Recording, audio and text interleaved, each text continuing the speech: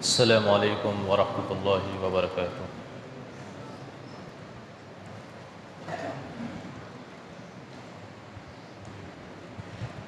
الحمد للہ الذی کفی وسلام علی عبادہ الذین اصطفی وبعد فاعوذ باللہ من الشیطان الرجیم بسم اللہ الرحمن الرحیم وَإِذْ أَخَذَ رَبُّكَ مِنْ بَنِي آدَمَ مِنْ ظُهُورِهِمْ ذُرِّيَّتَهُمْ وَأَشْهَدَهُمْ عَلَى أَنفُسِهِمْ أَلَسْتُ بِرَبِّكُمْ قَالُوا بَلَى شَهِدْنَا أَنْ تَقُولُوا يَوْمَ الْقِيَامَةِ إِنَّا كُنَّا عَنْ هَذَا غَافِلِينَ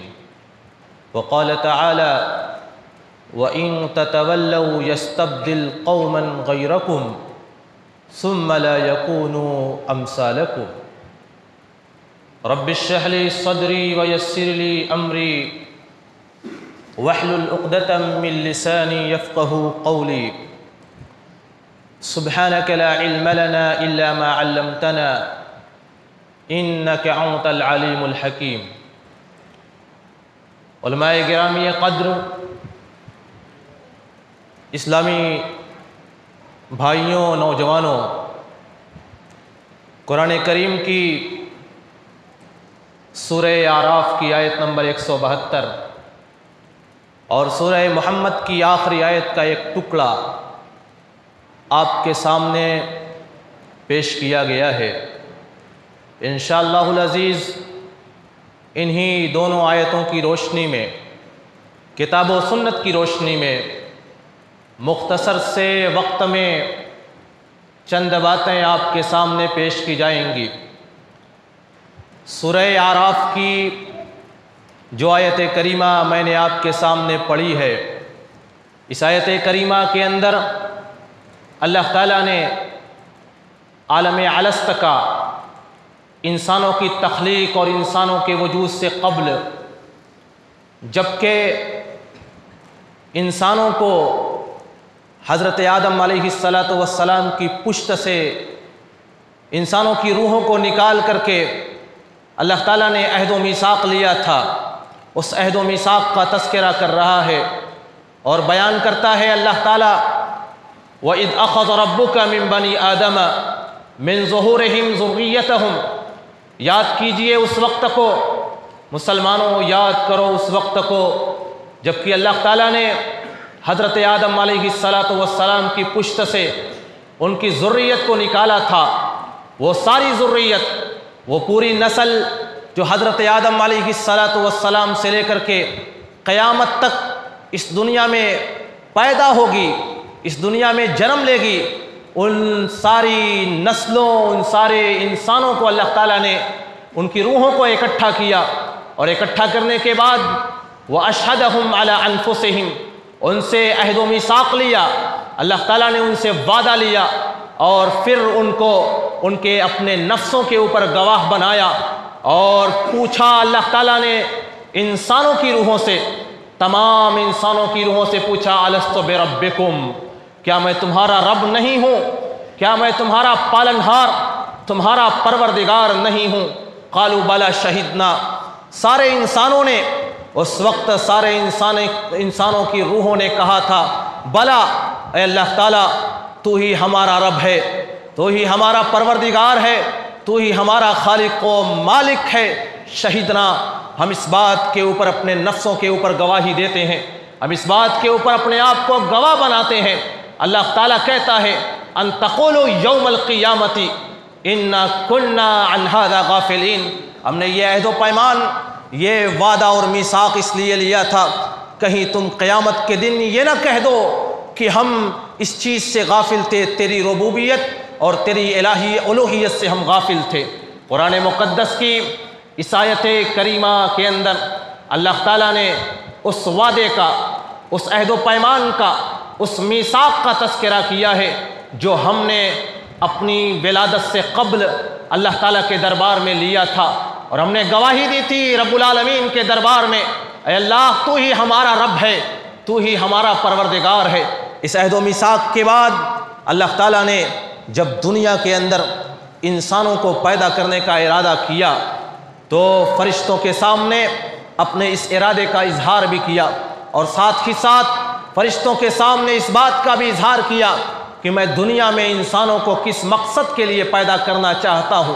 دنیا کے اندر انسانوں کو کس مقصد کے پیش نظر میں وجود دینا چاہتا ہوں، وجود بخشنا چاہتا ہوں۔ اللہ تعالیٰ سورۃ البقرہ کے اندر ارشاد فرماتا ہے وَإِذْ قَالَ رَبُّكَ لِلْمَلَائِكَةِ إِنِّي جَاعِلٌ فِي الْأَرْضِ خَلِيفَةً۔ اے نبی کائنات صلی اللہ علیہ وسلم، آپ یاد کیجئے اس وقت کو جبکہ تمہارے رب نے فرشتوں سے کہا تھا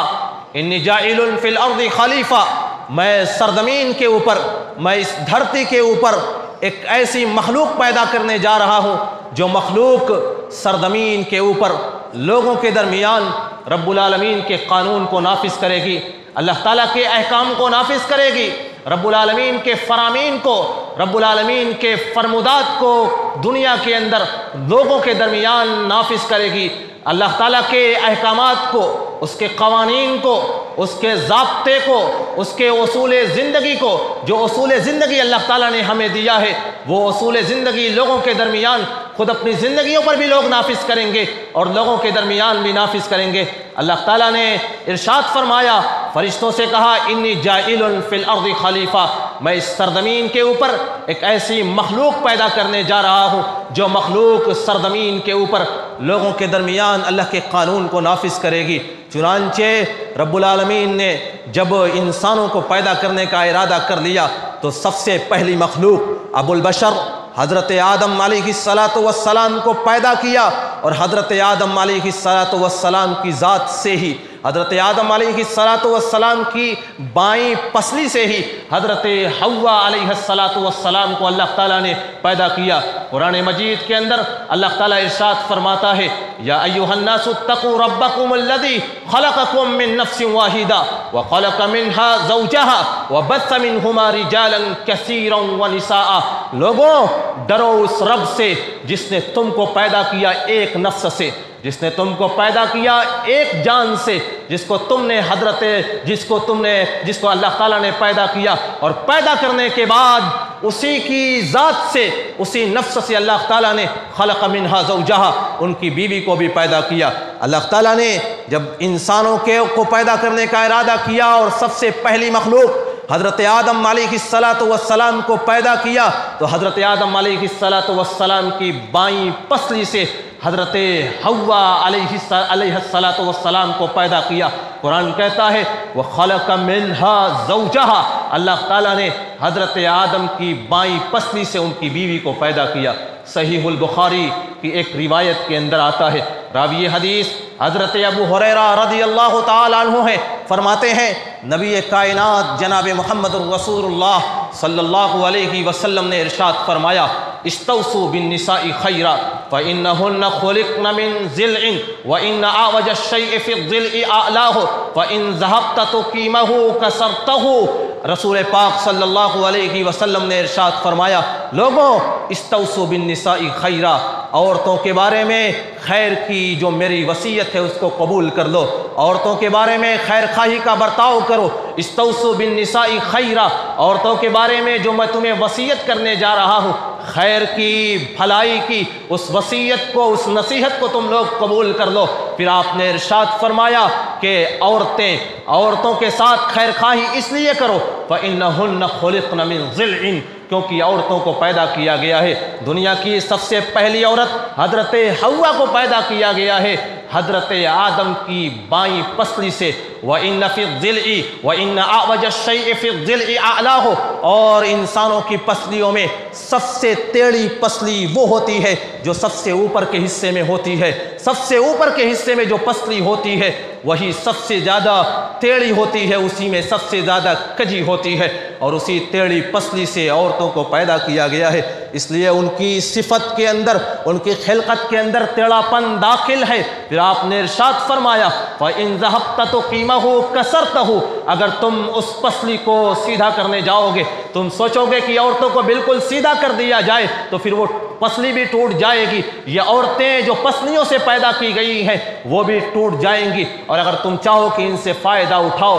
تو اسی طریقے سے فائدہ اٹھاؤ جو ان کی فطرت ہے، جو ان کی فطرتوں میں داخل ہے۔ نبی کائنات جناب محمد رسول اللہ صلی اللہ علیہ وسلم نے اس حدیث پاک کے اندر جہاں پر عورتوں کے ساتھ خیر خواہی کا حکم دیا، ہمیں عورتوں کے ساتھ خیر خواہی کی وصیت و نصیحت کی، وہیں پر قرآن کریم کی اس آیت کریمہ کی بھی تفسیر کر دی، وَخَلَقَ مِنْهَا زَوْجَهَا، ہم نے حضرت آدم ہی کی ذات سے، ان کی پسلی سے ان کی بیوی حضرت حوا کو بھی پیدا کیا، اور پھر اس کے بعد آگے اللہ تعالیٰ ارشاد فرماتا ہے، پھر حضرت آدم اور حضرت حوا سے وَبَثَّ مِنْهُمَا رِجَالًا كَثِيرًا وَنِسَاءً، اور پھر ان کے ذریعے سے ہم نے انسانوں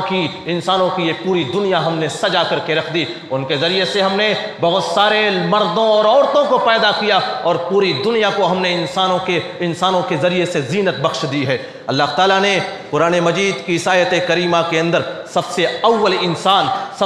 انسان ابو البشر حضرت آدم علیہ السلام کی پیدائش کا تذکرہ کیا، حضرت حوا کی پیدائش کا تذکرہ کیا، اور پھر ان دونوں کے ذریعے سے جو نسل انسانی جاری ہوئی ہے اس نسل انسانی کا بھی تذکرہ کیا کہ اللہ تعالیٰ نے ان دونوں کے ذریعے سے اس دنیا کو زینت بخشی ہے، انسانوں کو وجود بخشا ہے، اور جب دنیا کے اندر انسانوں کا وجود ہوا تو پھر اسی وعدے کو جو ہم نے عالم ارواح میں کیا تھا، اسی وعدے کو جو ہم نے عالم الست میں رب العالمین کے دربار میں کیا تھا کہ اے رب دنیا کی زندگی میں ہم تیری وحدانیت کا، تیری ربوبیت کا، تیری الوہیت کا اقرار کرتے رہیں گے، اسی وعدے کو یاد دلانے کے لیے جب اللہ تعالیٰ نے انسانوں کی یہ پوری دنیا سجا لی تو پھر انسانوں کے درمیان اپنے پیغمبروں کو بھیجنا شروع کیا، اپنے انبیاء اور اپنے رسولوں کو بھیجنا شروع کیا۔ وَلَقَدْ بَعَثْنَا فِي كُلِّ أُمَّةٍ رَسُولًا أَنِ اعْبُدُوا اللَّهَ وَاجْتَنِبُوا الطَّاغُوتَ، کہ اللہ تعالیٰ ارشاد فرماتا ہے ہم نے ہر قوم کے اندر، ہم نے ہر ملت کے اندر، ہم نے ہر امت کے اندر اپنے رسولوں کو بھیجا ہے۔ وَلَقَدْ بَعَثْنَا فِي كُلِّ أُمَّةٍ رَسُولًا، اور ہر رسول جب اپنی قوم کے اندر گیا ہے تو جانے کے بعد اس نے یہی تعلیم دی ہے، جانے کے بعد اس نے یہی تبلیغ کی ہے، أَنِ اعْبُدُوا اللہ واجتنب الطاغوت، کہ صرف ایک اللہ کی عبادت، صرف ایک اللہ کی بندگی کی جائے، طاغوت معبودان باطلہ کی عبادت سے پرہیز کیا جائے۔ اللہ تعالیٰ نے قرآن مجید کے اندر اس آیت کریمہ کے اندر یہ بات بیان کی کہ ہر قوم کے اندر، ہر ملت کے اندر، ہر بستی کے اندر ہم نے رسولوں کو بھیجا ہے، اور رسولوں کی دعوت تو ان کا پیغام یہی ہوتا تھا ان اعبدوا اللہ، صرف ایک اللہ کی بندگی کی جائے گی، اسی وعدے کے مطابق، اسی میثاق کے مطابق جو ہم نے عالم ارواح کے اندر کیا ہے کہ الست بربکم، میں تمہارا رب نہیں ہوں، میں اکیلا تمہارا رب ہوں، اور ہم نے اس کا اقرار بھی کیا تھا۔ اسی وعدے کو یاد دلانے کے لیے انبیاء کرام آتے رہے، اور اس دھرتی اور سرزمین کے اوپر سب سے پہلے رسول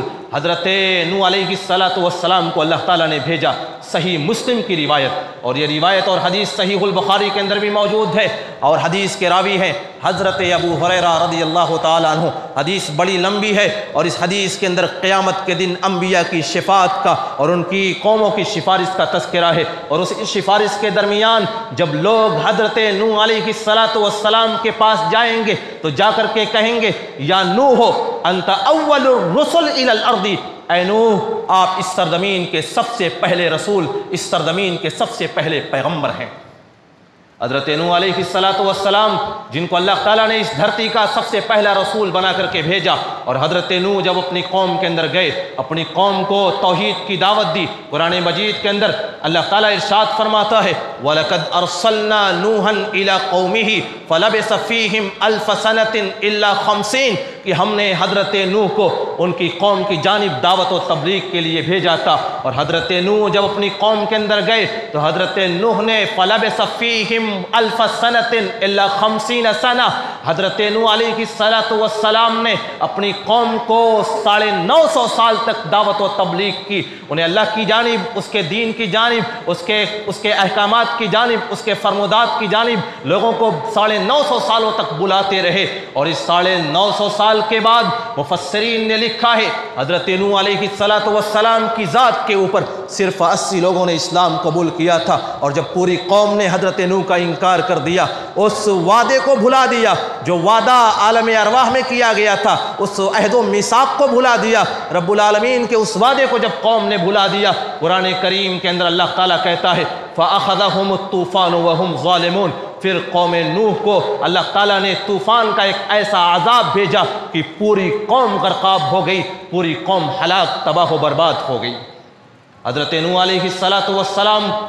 ان کی قوم کو جب اللہ تعالیٰ نے تباہ و برباد کیا، ان کی قوم کی ہلاکت اور تباہی اور بربادی کے بعد اللہ تعالیٰ نے حضرت ہود کو بھیجا۔ یہ پوری تفصیلات اللہ تعالیٰ نے سورہ اعراف کے اندر، سورہ ہود کے اندر بیان کی ہیں۔ اللہ تعالیٰ نے حضرت نوح کی قوم کی ہلاکت و بربادی کے بعد جب حضرت ہود کو قوم عاد کا رسول اور پیغمبر بنا کر کے بھیجا گیا، تو پھر حضرت ہود کی قوم عاد نے بھی حضرت ہود کا انکار کیا، ان کی تکذیب کی، ان کے معجزے کا انکار کیا، ان کا مذاق اڑایا، اور پھر اللہ تعالیٰ کی وحدانیت کا انکار کر دیا۔ نتیجہ کیا ہوا؟ وہ قوم عاد جو بڑی طاقت و قوت کی مالک تھی، جس کا یہ کہنام تھا من اشد منا قوتاً، طاقت و قوت کے اعتبار سے ہم سے بڑا کون ہے؟ کس کے پاس ہم سے زیادہ طاقت و قوت ہے؟ کون ایسی قوم ہے جو ہم سے نپٹ سکتی ہے؟ کون ایسی ذات ہے جو ہم کو عذابوں کے اندر مبتلا کر سکتی ہے؟ اور پھر نتیجہ کیا ہوا؟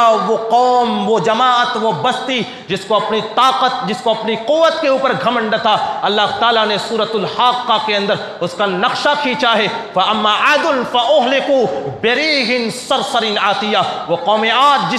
جس کو اپنی طاقت کے اوپر بڑا گھمنڈ تھا، جس نے حضرت ہود کی دعوت کا انکار کر دیا تھا، فَأُهْلِكُوا بِرِيحٍ صَرْصَرٍ عَاتِيَةٍ، ہم نے تیز و تند ہوا قوم عاد کے اوپر بھیجا، اور حالت یہ ہوئی کہ وہ قوم عاد كَأَنَّهُمْ أَعْجَازُ نَخْلٍ خَاوِيَةٍ، وہ زمین کے اوپر اس تیز و تند ہوا کی وجہ سے اس طریقے سے ہلاک ہو کر کے گر گئے۔ ایسا محسوس ہو رہا تھا کہ کھجور کے لمبے لمبے درخت ہوں جن کو ہواؤں نے زمین کے اوپر گرا دیا ہو۔ اتنی طاقتور قوم تھی جسے اپنے طاقت کے اوپر ناز تھا، اپنی طاقت کے اوپر بڑا گھمنڈ تھا، وہ قوم عاد۔ اللہ تعالیٰ ارشاد فرماتا ہے فَأَمَّا عَادٌ فَأُهْلِكُوا بِرِيحٍ صَرْصَرٍ عَاتِيَةٍ سَخَّرَهَا عَلَيْهِمْ 7 لَيَالٍ و8 أَيَّامٍ حُسُومًا فَتَرَى الْقَوْمَ فِيهَا صَرْعًا كَأَنَّهُمْ أَعْجَازُ نَخْلٍ خَاوِيَةٍ، وہ قوم عاد لگاتار اس قوم عاد کے اوپر اللہ تعالیٰ 7 دنوں تک، 8 راتوں تک اس قوم کے اوپر اپنے عذاب کو بھیجتا رہا،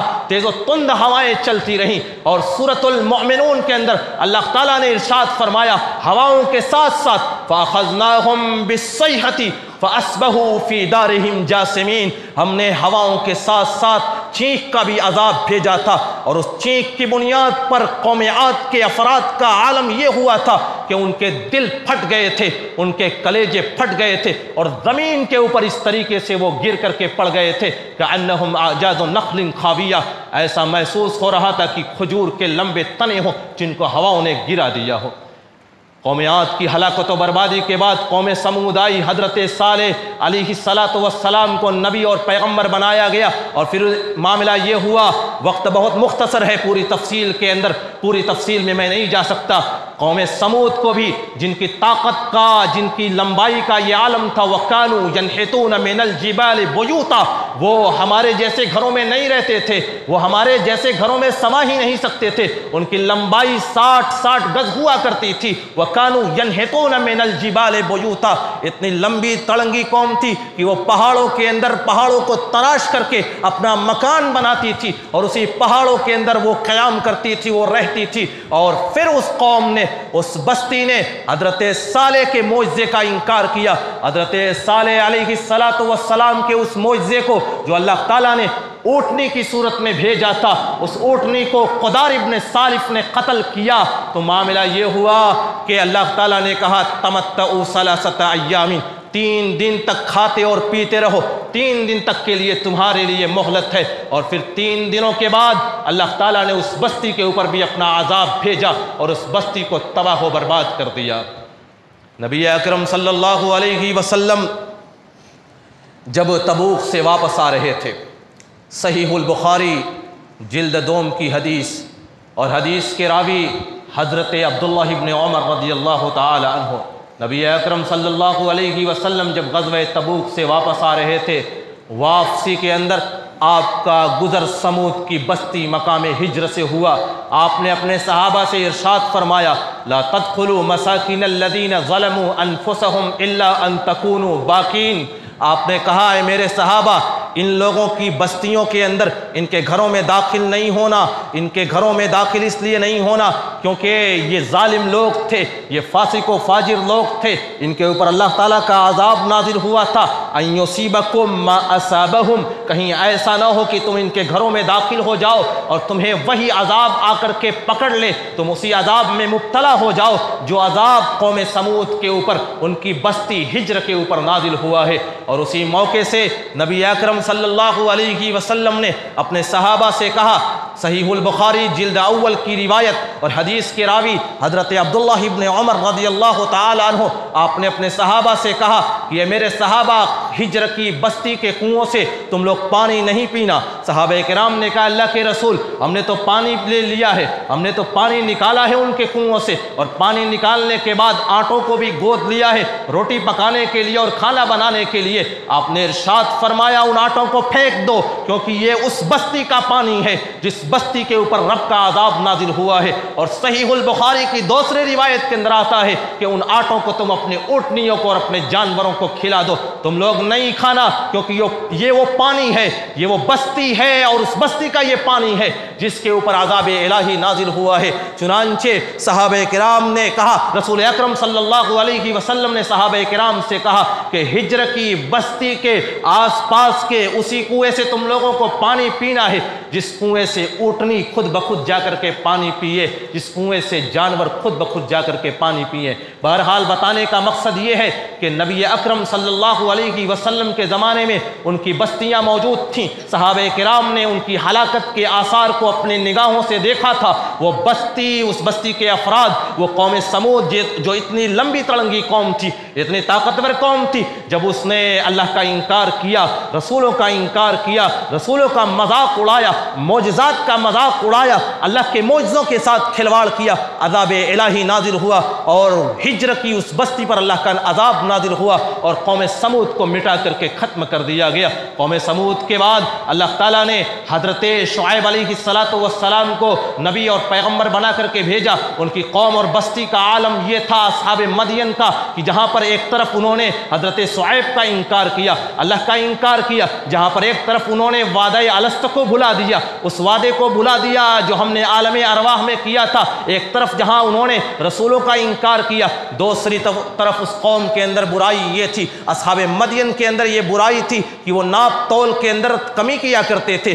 وہ تجارتوں کے اندر دھوکہ دیا کرتے تھے، اور پھر اس قوم کو، اس بستی کو کفر کی بنیاد پر، اس برائی کی بنیاد پر اللہ تعالیٰ نے اصحاب مدین کو بھی تباہ و برباد کر دیا، ان کو بھی ہلاک کر دیا۔ پھر اس کے بعد حضرت لوط علیہ السلام کو رسول اور پیغمبر بنا کر کے بھیجا گیا قوم صدوم کی جانب، اور حضرت لوط کی وہ قوم جس کے بارے میں آپ کو معلوم ہے، وہ ایسی قوم تھی جو ہم جنس پرستی میں مبتلا تھی، جس قوم کے اندر برائیاں تھی، فحاشیاں تھی، عریانیت تھی، جس قوم کا عالم یہ تھا کہ وہ ہم جنس پرستی میں مبتلا تھی۔ اس قوم نے حضرت لوط کا انکار کیا، اس قوم نے حضرت لوط کی نبوت و رسالت کا انکار کیا، اور پھر نتیجہ کیا ہوا کہ اس قوم کو بھی تباہ و برباد کر دیا گیا۔ حضرت ابراہیم علیہ السلام اور حضرت لوط دونوں ایک زمانے کے اندر نبی اور پیغمبر تھے۔ فلسطین کی بستی بیر سبا کے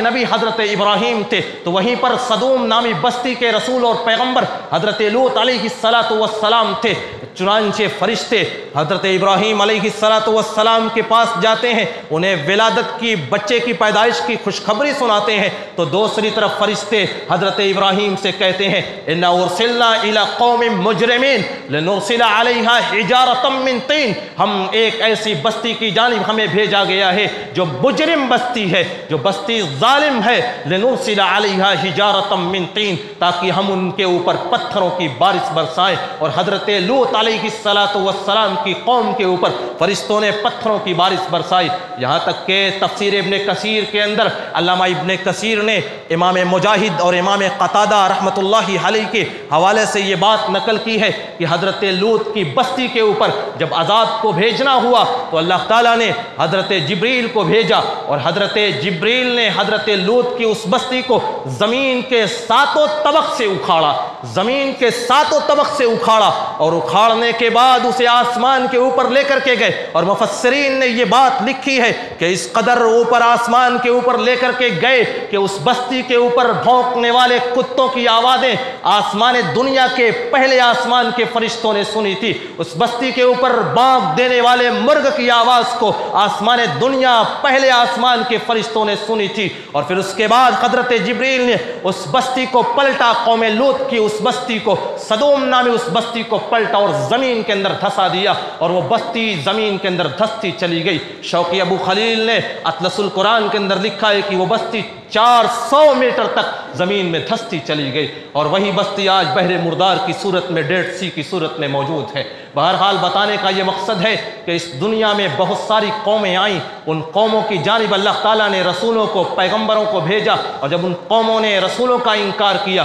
رسولوں کی تکذیب کی، جب ان قوموں نے برائیوں کا ارتکاب کیا، فحاشیوں کا ارتکاب کیا، رب العالمین کی نافرمانی کی، تو وہ قومیں اس صفحہ ہستی سے مٹا دی گئیں، ان کو تباہ و برباد کر دیا گیا. وَكَمْ مِنْ قَرْيَةٍ أَهْلَكْنَاهَا فَجَاءَهَا بَأْسُنَا بَيَاتًا أَوْ هُمْ قَائِلُونَ. کتنی ایسی بستیاں ہیں جن کو ہم نے ہلاک کر دیا، تباہ و برباد کر دیا. ہمارا عذاب ان بستیوں کے اوپر اس وقت آیا جب کہ وہ لوگ رات کی گہری نیند سو رہے تھے، او ہم قائلون، یا دوپہر کے بعد وہ لوگ قیلولہ کر رہے تھے. ایسے عالم میں ہمارا عذاب آیا جب کہ وہ غفلت کی نیند سو رہے تھے. ہم نے بہت ساری بستیوں کو تباہ و برباد کر دیا. اور ان قوموں اور بستیوں کا ذکر کرنے کا مقصد یہی ہے کہ آج وہ ساری برائیاں جو ان قوموں میں موجود تھیں، امت محمدیہ کے افراد نے بھی ان ساری برائیوں کو اختیار کر دیا. وہ برائیاں کفر کی، تکذیب کی، رسول کی نافرمانی کی، وہ ساری برائیاں جو پچھلی قوموں کے اندر تھیں آج امت محمدیہ کے اندر بھی موجود ہیں.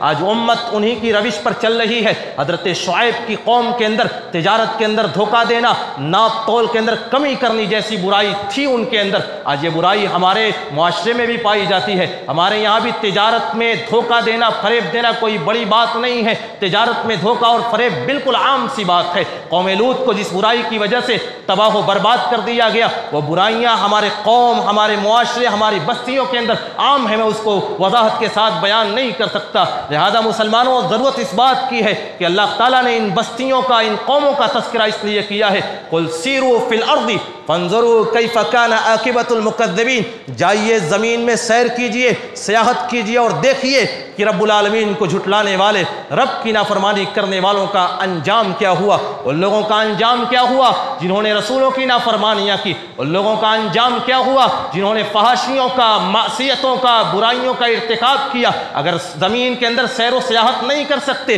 تو قرآن کریم کی ہی تلاوت کر کے دیکھ لیں. قرآن کریم کے معانی اور مفاہیم کے اندر اس کی تفسیروں کو پڑھ کر کے دیکھ لیں اور دیکھیں کہ کتنی ایسی بستیاں تھیں جو ہماری طریقے سے زندگیاں گزار رہی تھیں، لیکن جب انہوں نے نافرمانیاں کی تو پھر ان بستیوں کو اجاڑ دیا گیا. رب العالمین کا عذاب ان کے اوپر نازل ہوا. اور وقت بہت مختصر ہے، اس لیے امت کے افراد کو میں یہ پیغام دینا چاہتا ہوں کہ وہ ساری برائیاں جو ہم نے اختیار کر لی ہیں دوسری قوموں کی بنیاد پر، یہ امت اس لیے صحیح اور سالم ہے کہ رب العالمین کی رحمتیں اس امت کے ساتھ خاص ہیں، رب العالمین کا خاص فضل اس امت کے ساتھ ہے. ورنہ جس قدر خرابیاں، برائیاں، معجزات کا استہزاء، قرآن کا استہزاء، نبی کی ذات کے ساتھ گستاخیاں جس قدر اس قوم، اس معاشرے، اس بستی کے افراد، خود مسلمانوں کے درمیان سے کھڑے ہونے والے ایسے افراد جن کا نام مسلمانوں کے نام جیسا ہے، رسول کی گستاخیاں، قرآن کی گستاخیاں کرتے پھرتے ہیں. یہ قوم تو اس لائق تھی کہ تباہ و برباد کر دیا جائے، لیکن رب کی رحمتیں، رب کی نعمتیں، رب کی برکتیں ہمارے ساتھ ہیں، اس لیے ہم زندہ ہیں، صحیح اور سالم ہیں. ورنہ ان بستیوں کا عالم قرآن کریم کے اندر جا کر کے پڑھیے اور دیکھیے کہ کس طریقے سے انہوں نے نافرمانیاں کی اور پھر رب العالمین کی پکڑ ہوئی، وہ رب العالمین کی گرفت میں آ گئے. اللہ تعالیٰ نے قرآن مجید کے اندر ارشاد فرمایا ہے وَإِن تَتَوَلَّوْا يَسْتَبْدِلْ قَوْمًا غَيْرَكُمْ ثُمَّ لَا يَكُونُوا أَمْثَالَكُمْ. اگر تم نے اعراض کیا، رسول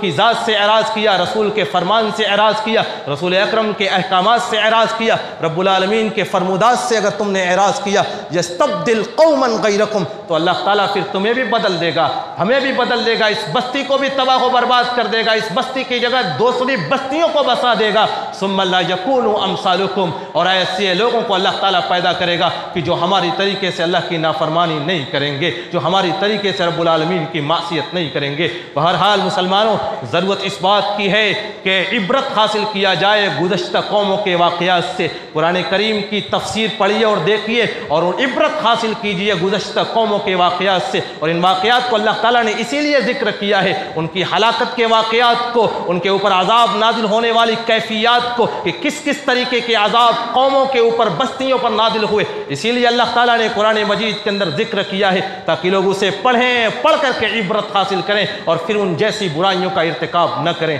لہذا مسلمانوں، ضرورت اس بات کی ہے کہ اپنے نفوس کا جائزہ لیا جائے، اپنی ذات کی اصلاح کی جائے، اپنے گھر، اپنے معاشرے، اپنے قوم اور اپنے ملت کے افراد کی اصلاح کی جائے۔ یا ایھا الذین آمنوا اتقوا اللہ یا ایھا الذین آمنوا قوا انفسکم واہلکم نارا، ایمان والوں اپنے آپ کو جہنم کی آگ سے بچا لو، اپنے اہل و عیال کو جہنم کی آگ سے بچا لو۔ لہذا جہنم کی آگ سے اپنے آپ کو بچائیے، اپنے اہل و عیال کو بچائیے، اور اس طریقے سے بچائیے کہ برائیوں سے بچیے، معصیتوں سے بچیے، رب کی نافرمانیوں سے بچیے، اپنے آل اولاد کو رب العالمین کی نافرمانیوں سے، رسول کی نافرمانیوں سے بچائیے، انہیں اسلام کی تعلیم دیجیے، صراط مستقیم کے اوپر ان کو گامزن کیجیے۔ انشاءاللہ العزیز جو مصیبت کے آثار ہمارے اوپر مسلط ہیں یہ آثار بھی چھٹیں گے، جو تکلیف کے آثار ہمارے اوپر مسلط ہیں یہ آثار بھی ختم ہوں گے، جو غلامی اور محکومی کی زندگیاں ہم گزار رہے ہیں اگر ہم صراط مستقیم کے اوپر گامزن ہو جائیں